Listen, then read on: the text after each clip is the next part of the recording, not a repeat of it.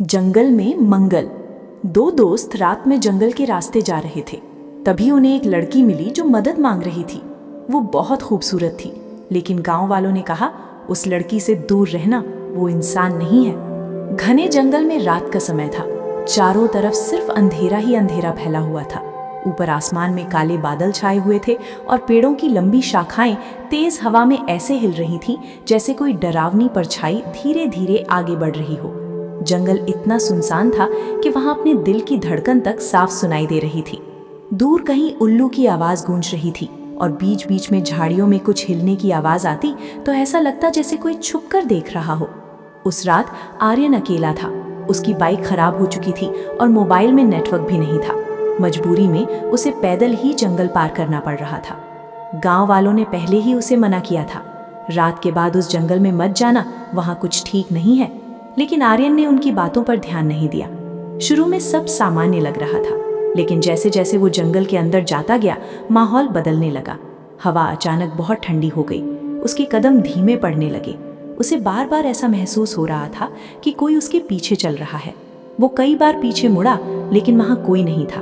अचानक पीछे से पायल की आवाज आई, छन छन छन। आर्यन के कदम वहीं रुक गए। उसकी सांसें तेज हो गईं।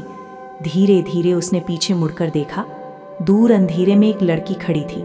सफेद कपड़े, खुले लंबे बाल और चेहरा आधा अंधेरे में छुपा हुआ। आर्यन डर गया, लेकिन खुद को संभालते हुए बोला, कौन हो तुम? लड़की धीरे धीरे उसकी तरफ बढ़ने लगी।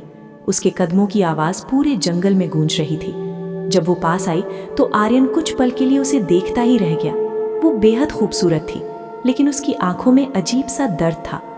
लड़की धीमी आवाज में बोली, मुझे रास्ता नहीं मिल रहा, क्या तुम मेरी मदद करोगे? आर्यन थोड़ा सामान्य हुआ। तुम इतनी रात को यहाँ क्या कर रही हो? लड़की ने जवाब नहीं दिया, बस चुपचाप उसे देखती रही। तभी अचानक तेज बिजली चमकी। उस एक पल में आर्यन ने देखा लड़की के पैर उल्टे थे। उसके पूरे शरीर में डर दौड़ गया, लेकिन अगले ही पल सब सामान्य था। आर्यन खुद को समझाने लगा, शायद आंखों का धोखा होगा। लड़की ने उसका हाथ पकड़ लिया। उसका हाथ बर्फ की तरह ठंडा था। मुझे अकेले डर लग रहा है, उसने कहा। अब जंगल और भी डरावना लगने लगा था। हवा जोर जोर से चल रही थी। पेड़ों की शाखाएं आपस में टकराकर अजीब आवाजें निकाल रही थी। आर्यन लड़की को साथ लेकर आगे बढ़ने लगा। चलते चलते उसने महसूस किया कि जंगल खत्म ही नहीं हो रहा। उसे लगा जैसे वो घंटों से चल रहा हो। तभी अचानक उसे दूर एक पुरानी हवेली दिखाई दी। हवेली पूरी टूटी हुई थी। खिड़कियां अपने आप हिल रही थीं। दरवाजा आधा खुला था। लड़की अचानक रुक गई। उसने हवेली की तरफ देखते हुए कहा, मैं यहीं रहती हूँ। आर्यन घबरा गया। यहाँ? लड़की मुस्कुराई। उसकी मुस्कान अब पहले जैसी नहीं थी, बहुत डरावनी थी। अचानक हवेली के अंदर से किसी के रोने की आवाज आने लगी, फिर बच्चों के हंसने की आवाज, फिर किसी आदमी की चीख। आर्यन पीछे हटने लगा। मुझे जाना है। लेकिन तभी लड़की ने उसका हाथ कसकर पकड़ लिया। अब उसके हाथ इंसानों जैसे नहीं थे, पूरी तरह काले और लंबे नुकीले नाखून। आर्यन डर के मारे कांपने लगा। तभी लड़की की आवाज बदल गई, भारी, डरावनी और गूंजती हुई। इतनी जल्दी जा रहे हो? अचानक उसके बाल हवा में उड़ने लगे। चेहरा धीरे धीरे बदलने लगा। आंखें पूरी काली हो गईं। मुंह से खून निकलने लगा। आर्यन की चीख निकल गई। वो पूरी ताकत से भागने लगा। जंगल में चारों तरफ सिर्फ अंधेरा था। उसे रास्ता दिखाई नहीं दे रहा था। पीछे से वही पायल की आवाज लगातार करीब आती जा रही थी, छन छन छन। आर्यन रोते हुए भाग रहा था। अचानक उसका पैर फिसला और वो जमीन पर गिर गया। उसने पीछे मुड़कर देखा। वो लड़की ठीक उसके सामने खड़ी थी, लेकिन अब वो लड़की नहीं लग रही थी। उसका चेहरा पूरी तरह जला हुआ था। आंखों से खून बह रहा था और होठों पर खतरनाक मुस्कान थी। वो धीरे धीरे झुककर आर्यन के कान के पास आई और बोली, 20 साल से मैं अकेली हूं, आज तुम मुझे छोड़कर नहीं जाओगे। अचानक पूरा जंगल जोर जोर से कांपने लगा। पेड़ों से काले साए नीचे उतरने लगे। चारों तरफ से लोगों की चीखें गूंजने लगीं। आर्यन जोर जोर से मदद मांगने लगा, लेकिन वहां उसकी आवाज सुनने वाला कोई नहीं था। अगली सुबह गांव वालों को जंगल के बाहर सिर्फ आर्यन की टूटी हुई घड़ी मिली। उसका कोई पता नहीं चला। लेकिन आज भी जब रात के बाद कोई उस जंगल से गुजरता है तो उसे पायल की वही आवाज सुनाई देती है, छन छन छन। रात पहले से भी ज्यादा डरावनी हो चुकी थी। तेज हवा पूरे जंगल में सीटी जैसी आवाज कर रही थी। पेड़ों की शाखाएं जोर जोर से हिल रही थी और आसमान में बिजली चमकते ही कुछ सेकंड के लिए पूरा जंगल सफेद रोशनी में दिखाई देता, फिर सब कुछ दोबारा गहरे अंधेरे में डूब जाता। फैजान अभी भी कांप रहा था। उसकी आंखों के सामने बार बार वही डरावना चेहरा घूम रहा था। वो इंसान नहीं थी, वो खुद से बड़बड़ाए जा रहा था। गांव वाले उसे अपने साथ गांव ले आए थे, लेकिन उस रात के बाद फैजान पूरी तरह बदल चुका था। वो ना ठीक से खाता था, ना किसी से बात करता था। बस हर रात खिड़की के बाहर देखता रहता, जैसे किसी का इंतजार कर रहा हो। एक रात अचानक गांव की बिजली चली गई। पूरा गांव अंधेरे में डूब गया। फैजान अपने कमरे में अकेला बैठा था। बाहर तेज बारिश हो रही थी। तभी उसे खिड़की के बाहर किसी लड़की की परछाई दिखाई दी। सफेद कपड़े, खुले लंबे बाल और वही पायल की आवाज, छन छन छन। फैजान का गला सूख गया। उसने डरते हुए खिड़की बंद करनी चाही, लेकिन तभी बाहर से आवाज आई, फैजान। वो आवाज बिल्कुल निशा की थी। फैजान के हाथ कांपने लगे। नहीं, लेकिन आवाज फिर आई, तुम अपने दोस्त को बचाना नहीं चाहते? समीर का नाम सुनते ही फैजान चौंक गया। उसकी आंखों में उम्मीद आ गई। समीर जिंदा है? बाहर कुछ सेकंड तक खामोशी रही, फिर धीमी हंसी सुनाई दी। अगर उसे वापस देखना चाहते हो तो जंगल में आ जाओ। अचानक खिड़की अपने आप खुल गई। ठंडी हवा पूरे कमरे में फैल गई। फैजान डर गया, लेकिन दोस्त को बचाने के लिए वो तैयार हो गया। आधी रात को वो अकेला जंगल की तरफ निकल पड़ा। बारिश रुक चुकी थी, लेकिन जंगल पहले से भी ज्यादा खामोश था, जैसे वहां कोई सांस तक न ले रहा हो। फैजान धीरे धीरे अंदर बढ़ने लगा। उसके हाथ में सिर्फ एक टॉर्च थी, लेकिन कुछ दूर जाते ही टॉर्च अपने आप बंद हो गई। चारों तरफ गहरा अंधेरा फैल गया। तभी पीछे से किसी ने उसके कान के पास फुसफुसाया, तुम वापस आ गए। फैजान जोर से पलटा, लेकिन वहां कोई नहीं था। उसकी सांसें तेज हो गईं। अचानक जंगल के अंदर से किसी आदमी की चीख सुनाई दी। वो समीर की आवाज थी। फैजान, बचाओ मुझे। फैजान तुरंत उस तरफ भागा।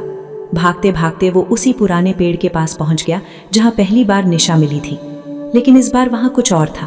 पेड़ के नीचे जमीन पर कई पुराने कंकाल पड़े थे, कुछ आधे मिट्टी में दबे हुए, कुछ पेड़ों से लटके हुए। फैजान डर के मारे पीछे हट गया। तभी अचानक सारे कंकालों की आंखों में लाल रोशनी चमकने लगी। चारों तरफ से धीमी हंसी गूंजने लगी। फैजान चीख पड़ा।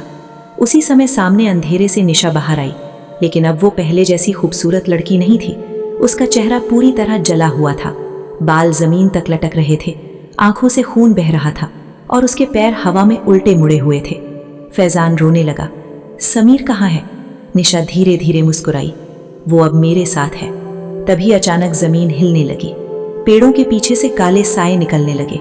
सैकड़ों साए जो इंसानों जैसे दिख रहे थे, लेकिन उनके चेहरे नहीं थे। वो सब धीरे धीरे फैजान की तरफ बढ़ने लगे। फैजान भागना चाहता था, लेकिन उसके पैर जैसे जमीन में चिपक गए थे। निशा बिल्कुल उसके पास आ गई। उसकी सांस बर्फ जैसी ठंडी थी। 20 साल पहले मुझे भी ऐसे ही धोखा मिला था। उसकी आवाज भारी होती जा रही थी। मैं अपने प्रेमी का इंतजार करती रही, लेकिन वो नहीं आया। अचानक पूरा जंगल जोर जोर से कांपने लगा। निशा की आंखों से खून टपकने लगा। अब हर वो इंसान जो इस जंगल में आता है, हमेशा के लिए मेरा हो जाता है। तभी अचानक फैजान ने पीछे देखा। समीर एक पेड़ से बंधा हुआ था। उसका चेहरा सफेद पड़ चुका था। वो मुश्किल से सांस ले पा रहा था। फैजान, भाग जा। लेकिन फैजान दोस्त को छोड़कर नहीं जाना चाहता था। उसने पास पड़ी लकड़ी उठाई और निशा पर हमला कर दिया। जैसे ही लकड़ी निशा को लगी, पूरा जंगल डरावनी चीखों से गूंज उठा। पेड़ों से काला धुआं निकलने लगा। निशा जोर से चिल्लाई, तुमने गलती कर दी। अचानक सारे साए फैजान की तरफ दौड़ पड़े। फैजान समीर को पकड़कर भागने लगा। दोनों पूरी ताकत से जंगल से बाहर भाग रहे थे। पीछे से पायल की आवाज लगातार करीब आती जा रही थी, छन छन छन। अचानक समीर गिर पड़ा। उसने डरते हुए पीछे देखा। एक काला हाथ जमीन से निकलकर उसका पैर पकड़ चुका था। फैजान उसे खींचने लगा, लेकिन तभी सैकड़ों हाथ जमीन से बाहर निकल आए। उन्होंने समीर को नीचे खींचना शुरू कर दिया। समीर दर्द से चीखने लगा, फैजान, मुझे छोड़कर मत जा। फैजान रो रहा था। उसने पूरी ताकत लगाई, लेकिन अगले ही पल समीर जमीन के अंदर खिंच गया। सब कुछ शांत हो गया।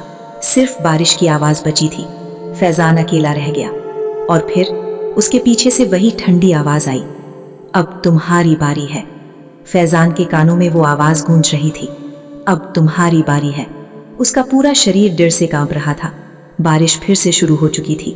बिजली चमकते ही कुछ सेकंड के लिए पूरा जंगल दिखाई देता और हर बार उसे लगता जैसे पेड़ों के पीछे कोई खड़ा उसे घूर रहा हो। फैजान पीछे मुड़ा, लेकिन वहां कोई नहीं था, सिर्फ घना अंधेरा। उसने बिना पीछे देखे भागना शुरू कर दिया। उसके पैर कांप रहे थे, सांसें तेज हो चुकी थीं, लेकिन उसे सिर्फ जंगल से बाहर निकलना था।